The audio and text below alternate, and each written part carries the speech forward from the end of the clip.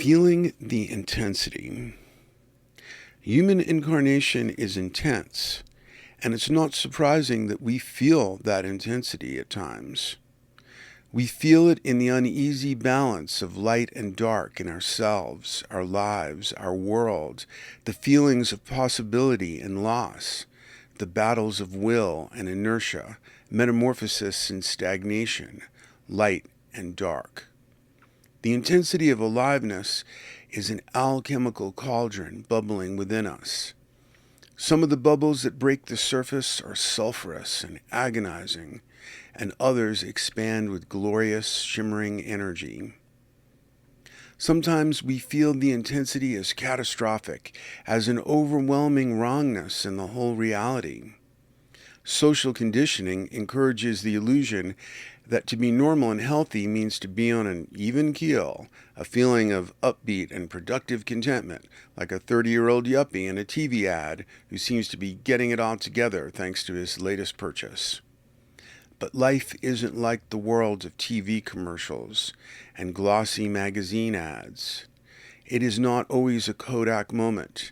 There are more feelings than the chipper euphoria of a good-looking TV commercial yuppie who just got a promotion plus a $7 frappe and prances about in a hyper-upbeat caffeinated universe of workaholic consumerism.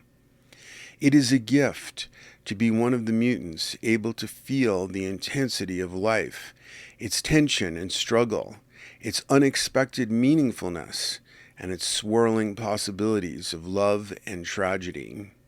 Feel the intensity and recognize it as the feeling of aliveness. Even the fear of annihilation is a part of that aliveness. Feelings of loss, abandonment, tragic depths, and stinging anxieties are all part of the intensity of aliveness.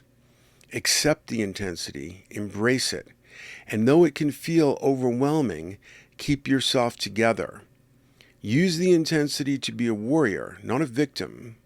You can feel the intensity and be all the more focused because of it, all the more precise and potent in word and deed because of it. Or you can choose the path of diminishment, the path of medicating the intensity, the path of being comfortably and uncomfortably numb, the path of finding a cure for aliveness and swallowing that cure again and again and again.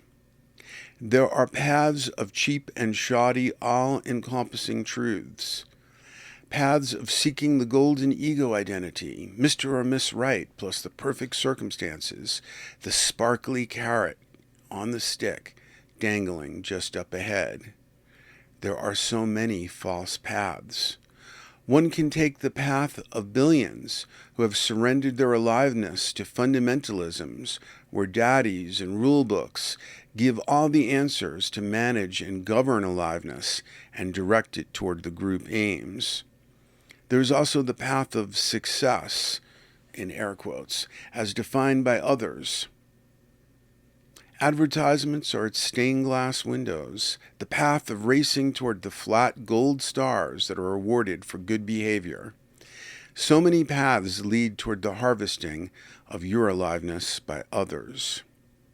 Feeling the intensity of being alive is a blessing, but sometimes blessings are hard to recognize because we forget that they don't have to be warm and fuzzy, don't have to look like gold stars, and aren't usually wrapped in ribbons and bows. Blessings and divine gifts come woven, like all the tapestries of life, with threads of light and dark, threads of every color and texture. Anxiety may be such a blessing. Rollo May defines anxiety as being asserting itself against non-being. Anxiety can be useful, heliotropic spiritual feedback, discouraging us from that which takes us away from the experience of meaning. It can be hard to feel the intensity of life and stay with it, to stay with the intensity of aliveness without escaping into the well-worn paths of diminishment, the allure of tragic magic, and the darkling glamour of death energy. To stay with the intensity requires some of the great and infrequently recognized life skills: the ability to accept ambivalence and ambiguity, to accept uncontrolled and unknowable wildcard variables, the many vulnerabilities of mortality, the staggering range of feeling and experience.